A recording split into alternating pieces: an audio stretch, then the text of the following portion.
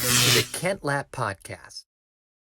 By the way, I don't really know much about where kind of a free trade or kind of a laissez-faire kind of economy, like kind of that viewpoint versus more protectionism. Like, do parties, Republican, Democrat, fall cleanly on each line, or is that just a mix when you get to this point here? No, they may say we're for free trade. Somebody may say that, but there's no such thing as free trade.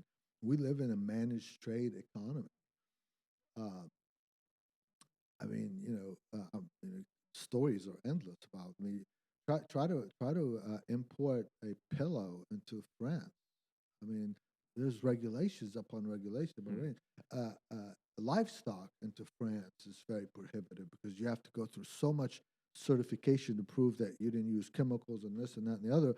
But in a sense, the small farmer could never meet that standard because he would have to have so much investment. So that's protectionism. They're protecting their farmer. Same way with the Japanese protect the rice farm. So we've been protecting truck manufacturing in the United States for many years. That's the reason why you don't see a lot of trucks made overseas because there's actually a tariff, a big tariff on trucks. Even the small cars that like come from South Korea, the Hyundais and all that, they pay a substantial sum in tariffs. It's just kind of understood, So there is no free trade. We live in managed economies. It's just that not everything is so important that it has to be regulated. But there's a lot of jobs around cars, and let's face it. If you want the truth to be told, in the past and up to now, we've had our ass handed to us in manufacturing. It's because of cars, nothing else. I mean, it's all that matters is cars.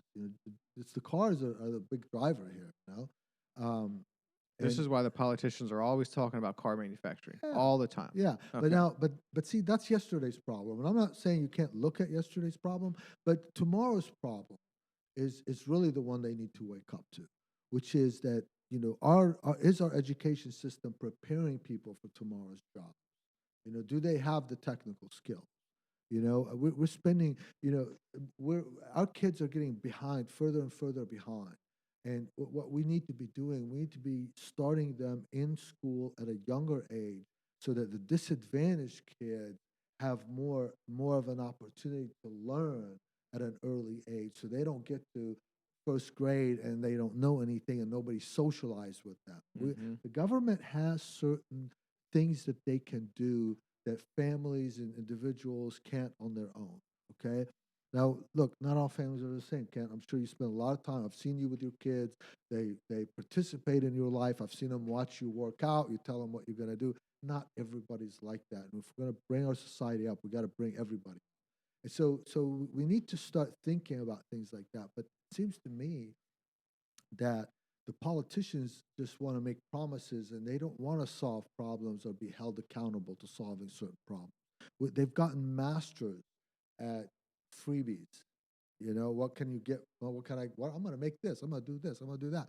And then you look 4 years later, how much of it has happened? Yeah. And is my life really improved because of you?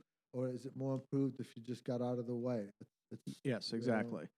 And when you say car manufacturing is really what we're talking about when we had our ass handed to us in manufacturing, is that just because the people it takes, the labor it takes to manufacture the cars based on demand being so high, it's such a huge chunk of manufacturing in America? It's good jobs. Is that why? Yeah, it's good jobs. And we consume so many cars.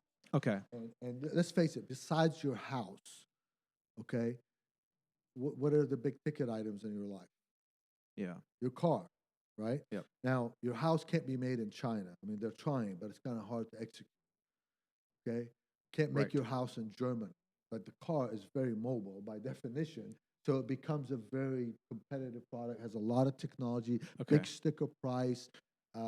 Some of us drive expensive ones, some of us drive clean energy ones, some of us drive whatever, some of us drive multiple ones, So it's a huge industry, and not to forget not just the personal consumption, but the commercial use of vehicles is huge as well, and so that's definitely a 20th century innovation that carried into the 21st century, and it's going to continue to matter. But then there's a lot of other things that matter.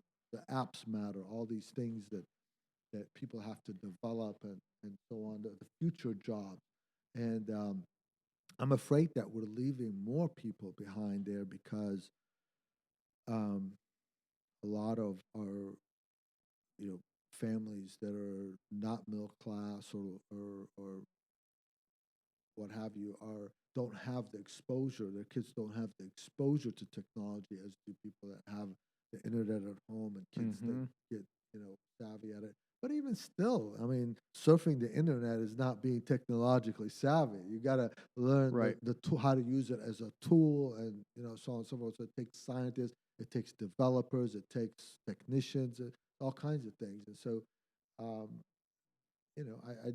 I think that look, government is rarely the solution, but sometimes they can plan on the future by seeing the whatever. But we, we're kind of avoid solving problems, playing politics. Yeah, most certainly.